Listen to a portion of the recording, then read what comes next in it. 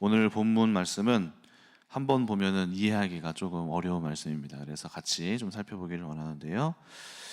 새로운 세번역 성경이나 다른 공동번역 성경이나 좀 더 우리말로 쉬운 말로 번역이 된 그런 성경들을 보시면은 우리가 이해를 하는데 조금 더 도움이 될 것입니다. 먼저 1절은 그의 터전이 성산에 있으며 이렇게 되어 있는데요. 이 구절은 그의 터전이 거룩한 산 위에 있구나 이렇게 읽을 수가 있습니다. 비슷한 말인데요. 1절에 등장하는 터전이라는 단어, 그의 터전이라는 단어는 히브리어 예수다토라는 단어에서 나왔는데, 이 단어는 하나님이 기초를 세운 도시다, 기초다, 근원이다, 시작이다. 마치 에덴 동산을 떠올리게 하는 것처럼 근원이다, 하나님이 자기의 일을 시작하는 그 시작이다 라고 이야기하는 것입니다. 다시 말해서 예루살렘 또는 하나님의 성전이 있는 그 거룩한 도시 시온을 뜻하는 것입니다. 시온은 예전부터 하나님의 역사를 담은 산인데요. 아브라함 때부터 시작해서 아브라함이 이삭을 번제로 드린 땅이고요. 또 하나님의 속전이 이루어진 오르난의 타작마당이 이루어진 땅이고, 솔로몬에 이르러서는 성전이 세워진 장소가 바로 이 터전 시온입니다. 그래서 지금 이 저자는 전체적인 맥락에서 시온을 찬양하는 노래를 하고 있습니다. 그래서 이 저자는 지금 바로 그 땅을 보면서 감탄하고 감격스러운 눈으로 그의 터전을 바라보며 그의 터전, 하나님께서 시작하신 그 터전이 바로 성산에 있다, 거룩한 산에 있다, 시온에 있다 이렇게 이야기하고 있습니다. 2절을 보면서 또 분위기가 좀 전환이 되는데요. 하나님께서 야곱의 모든 거처보다 시온의 문들을 사랑하시는도다. 자, 여기에서는 주님은 시온의 문들을 야곱의 어느 처소보다 더욱 사랑하신다. 그러니까 그 시온을 또 찬양하고 있는 거예요. 시온을, 하나님이 계신 성전, 또 많은 역사가 있었던 그 중심 도시였던 그 시온을 다른 많은 야곱의 지파들이 받았던 땅들이 있겠지만은 그 중에서도 이 시온의 땅이 얼마나 하나님이 사랑하시는가 이렇게 이야기합니다. 여기에서 이제 사랑하신다라는 아하브라는 단어는 아버지가 아들을 바라볼 때, 마치 제가 유민이를 이렇게 바라볼 때 사랑스러운 마음으로 바라보는 것처럼 여러분들이 이제 자녀를 바라볼 때, 또 남편이 아내를 바라보는 마음, 아내가 남편을 바라보는 마음, 공감이 안 되시나요? 아내가 남편을 네. 아내가 여러분들이 그러면 연애할 때 서로 사랑하는 사람들이 바라볼 때에 그 애틋한 마음으로, 여러분들이 또 자녀를 바라볼 때 이렇게 바라보는 그 마음으로 하나님이 지금 시온을 그렇게 사랑하시는도다 이야기하고 있습니다.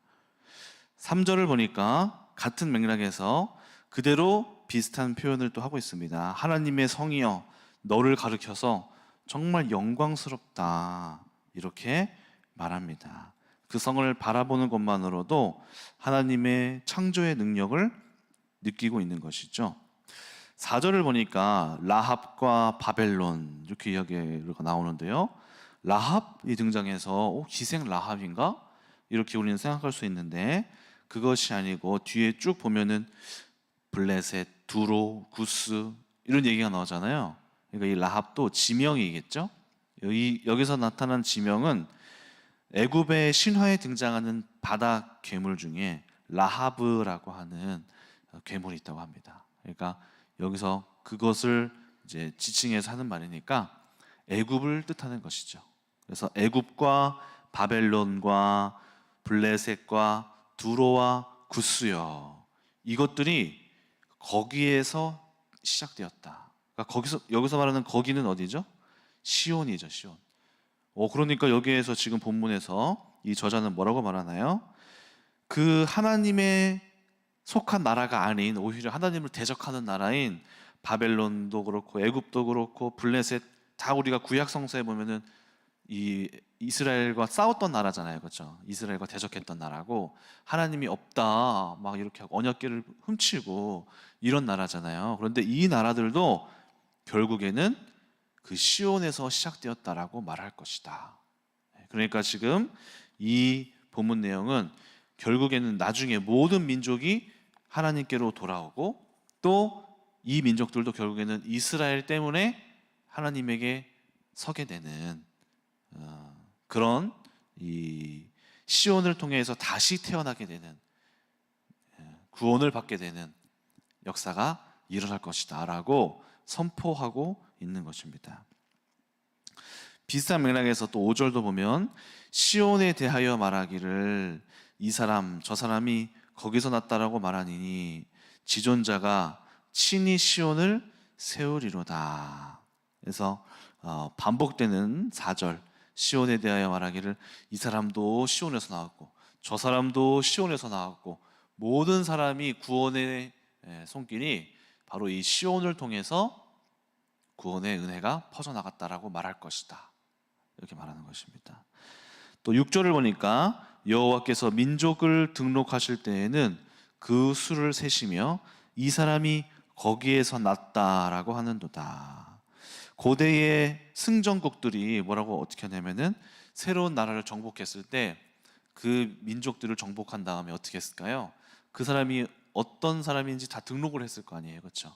그렇게 한 명씩 한 명씩 당신은 어느 나라 민족이고 종교가 무엇이고 어떤 직업을 하는지 조사를 했을 거란 말이죠. 그렇게 한 명 한 명을 이제 등록해 나가는 모습을 우리가 그려보게 됩니다. 그래서 이것도 마찬가지로 하나님께서 민족을 등록하실 때 하나님이 민족을 등록하신다는 단어를 읽어보면은 우리가 어떤 것이 떠올리나요? 하나님의 그 구원의 생명책에 한 사람 한 사람들을 그 등록하시고 구원의 명부에 이름이 올려지는 그 구원의 순간을 떠올릴 수가 있겠죠. 그 순간에 세면서 보니까 많은 사람들이 시온에서 시작된 것이죠. 시온을 통하여 구원의 능력이 펼쳐지게 되는 것을 보게 됩니다. 또 그래서 7절에 노래하는 자와 뛰어노는 자들이 말하기를 나의 모든 근원이 나에게 그 시온에서 있다, 너에게서 있다 하면서 그 시온을 찬양하고 시온을 이렇게 높이는 그런 본문이 되겠습니다. 그래서 전반적인 내용은 바로 구원의 시작이었던 그 시온 땅, 그 땅을 높이고 찬양하고 너를 통하여서 모든 민족들이 결국에는 너에게서 났다라고 그 근원의 땅에서부터 시작됐다라고 이야기하는 것을 볼 수가 있습니다. 가만히 이 말씀을 묵상해 보면서 제가 드는 생각은 어떤 생각이 들었냐면요. 시온은 사실 땅입니다. 그래서 아무것도 행하는 것은 없습니다. 땅은 그대로 땅일 뿐이죠. 그렇다면 무엇이 그 땅을 지칭하는 것일까요? 그 땅 위에 있었던 그 사람들이 열심히 하나님의 이름을 높였을 것이고 그들이 하나가 되어서 하나님의 백성으로서 전하였을 것이고 많은 주변에 있는 국가들이 그 땅을 본 게 아니라 그 땅에서 벌어지는 그 사람들의 역사를 보고 돌아왔겠죠. 그러니까 결국에는 여기서 말하는 그 시온을 찬양한다는 것은 그 시온 땅에 있었던 그 사람들, 그 공동체, 그 모임, 그 이름을 불리우는 백성들, 그 백성, 하나님의 그 사람들, 그들에 대한 찬양이고 그들에 대한 높임을 이야기하는 그러한 시가 되겠습니다. 그래서 다시 한번 생각을 해본다면 결국에는 이들이 이 공동체가 열심히 사역했고 또 열심히 하나님의 뜻을 나타냈기 때문에 구원의 어미가 되어서 당신을 통해 구원이 시작되었다라고 칭찬하고 있는 그러한 공동체가 바로 오늘 높여지고 있는 공동체가 되는 것입니다. 이 공동체를 계속해서 묵상을 해보게 되는데요. 공동체라는 것은 한 번에 이렇게 놀라운 공동체를 만들기가 쉽지 않은 것 같습니다.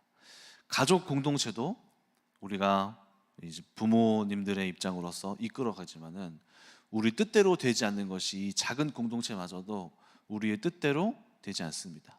하물며 이렇게 큰 공동체, 모든 백성이 이렇게 공동체가 하나가 된다는 것이 쉬운 일일까요? 정말 어려운 일일 것입니다. 제가 축구를 좋아해서 축구도 가끔 보면요, 새로운 감독이 부임을 했어요. 그런데 선수들이 그 감독의 전술을 마음에 들지 않고 그 감독을 싫어하면요, 태업을 해요. 태업. 그러니까 나는 저 감독이 싫다. 그래서 경기에 나가서 열심히 뛰는 것 같지만은 공 넣을 수 있는데 안 넣고, 일부러 수비도 더 세게 하면 막을 수 있는데 좀 대충 해서 골을 먹혀요. 그렇게 태업을 하는 경우가 있습니다. 그러다가 결국에는 감독이 경질을 당해요. 그런 걸 보면은 야, 저렇게 축구 선수들을 장악하는 것도 정말 어려운 일이구나 하는 생각이 들게 되는데요. 우리 교회도 마찬가지로 이 교회에도 정말 많은 공동체들이 있습니다. 뭐 성가대도 있고요, 청년부도 있고, 중등부도 있고, 어떤 각 목장도 있고, 안수집사회도 있고, 장로회도 있고, 권사회도 있고, 뭐 에스더 선교회도 있고, 여러 가지 공동체가 있는데 이 공동체 하나를 영적으로 만들어 간다 했을 때 그것이 그 지도자가 얼마나 많이 수고하고 애써야지만이, 또 시간이 많이 흘러야지만이 이 공동체가 영적으로 변화되어진다는 것을 또 보게 될 것입니다. 그래서 저도 개인적인 입장에서 이제 대안학교를 이제 가끔씩 가서 가만히 살펴보고, 또 제가 영성 수업을 아침에 오전에 큐티 할 때 가서 이렇게 보면요, 이 아이들을 하나로 뭉친다는 게 정말 쉬운 일이 아니에요. 보면은 나이대도 다르니까 일단은 이제 서로 맞지 않고요. 또 청소년 때는 쑥스러운 게 있나 봐요. 남녀 애들이 서로 이렇게 엄청나게 둘이, 그 남녀 아이들이 서로 떨어져 있고 대화를 잘 안 해요. 그래서 이제 딱 가서 말씀 큐티를 딱 하려고 하면은 각자 따로 동떨어져서 앉아 있고요. 대화도 안 해요, 서로. 그러니까 그런 걸 보면서 야, 이 아이들이 어떻게 하나가 될까? 야, 서로 인사 좀 해봐. 같이 인사 좀 해봐. 오빠 안녕 이렇게 하고, 누구누구야 안녕 인사 좀 해봐. 그러면은 이렇게 하고, 그래. 하나가 되는 게 정말 어렵구나 이런 생각도 들고요.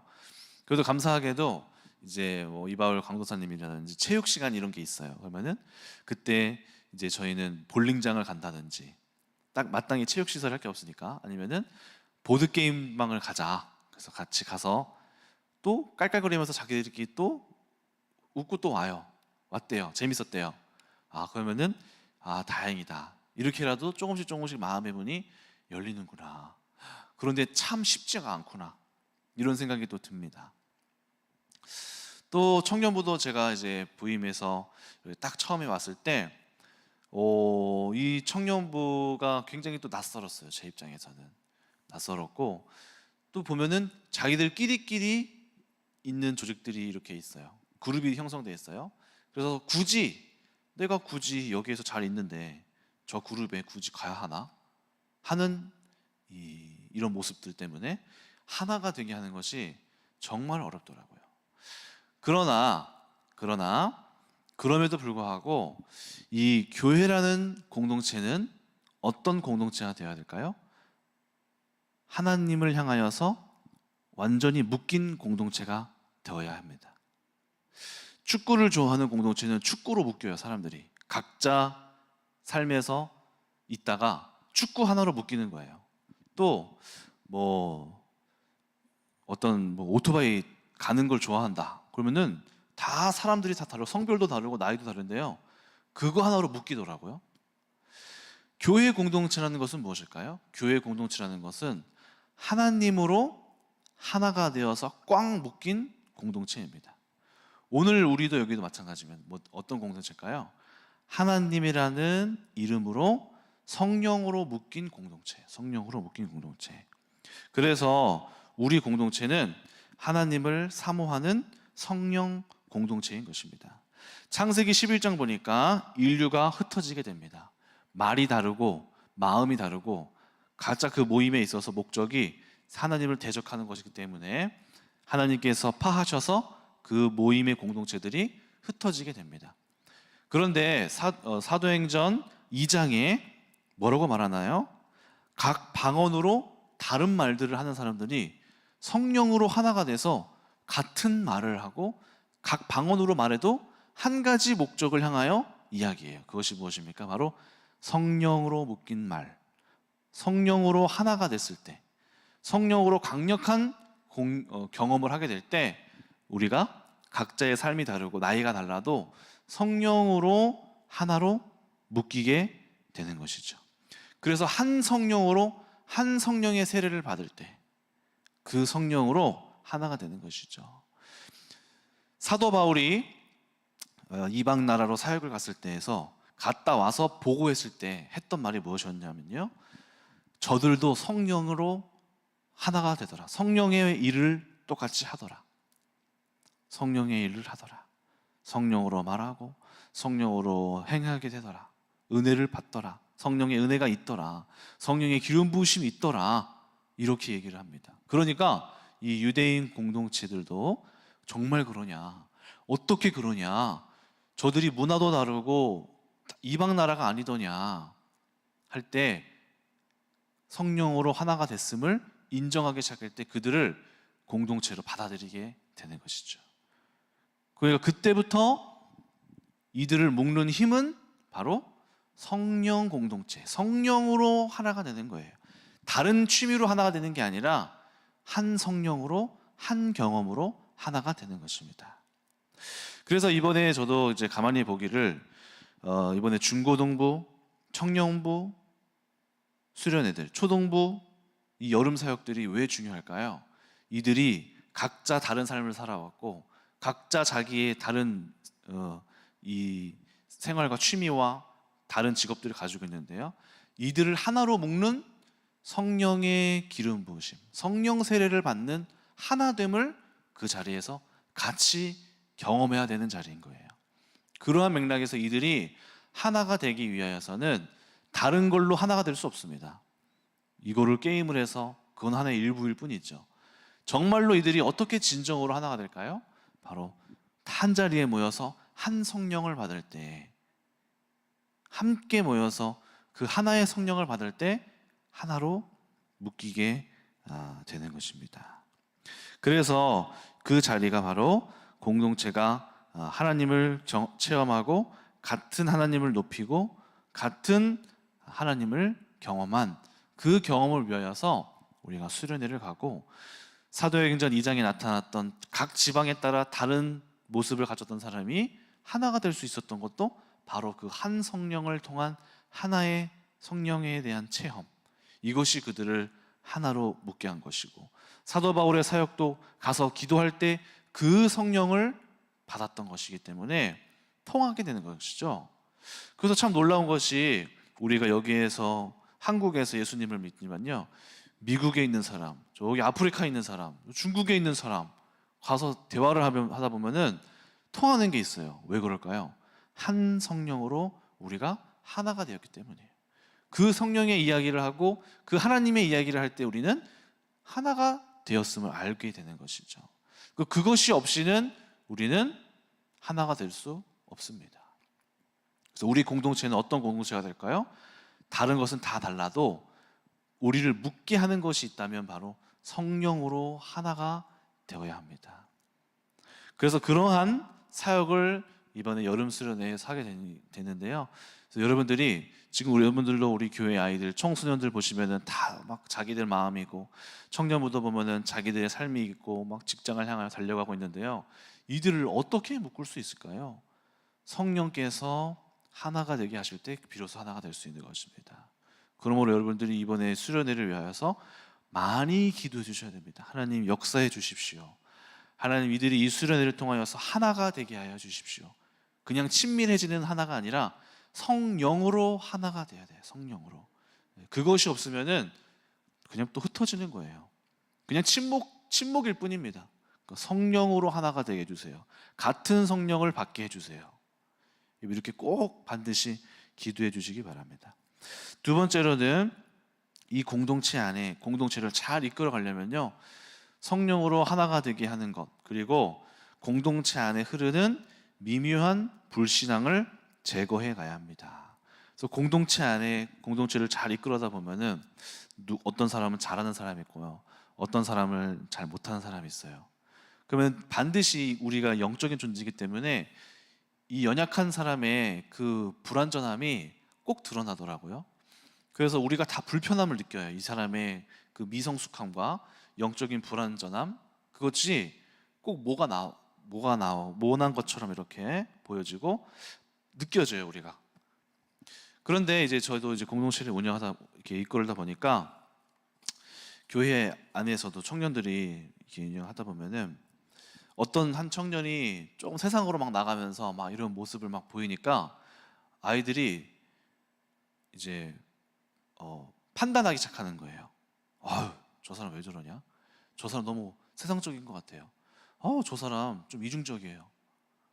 또 이제 애들이 좀 했다고 이렇게 판단을 하는데 그 판단이 약간 비판으로 가는 거예요.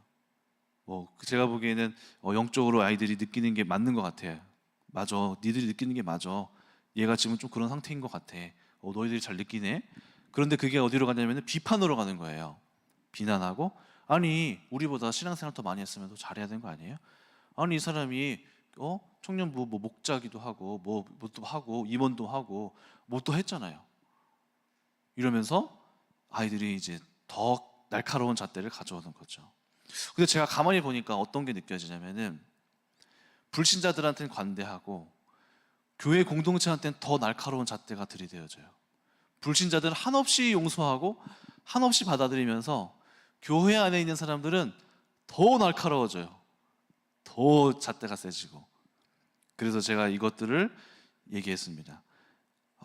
야, 근데 우리가 불신자들을 향하여서는 이렇게 부드럽게 가면서 왜 교회에 있는 사람들에게는 교회에 있는 사람들 조금만 잘못해도 더 날카롭게 잣대가 들이대니? 그 말씀이 내가 보기에는 이게 사도행전 15장에 나타난 말씀 같다. 사도행전 15장에 어떤 얘기가 나오냐면은 헬라인들이 우리가 예수님을 믿고 하나가 됐는데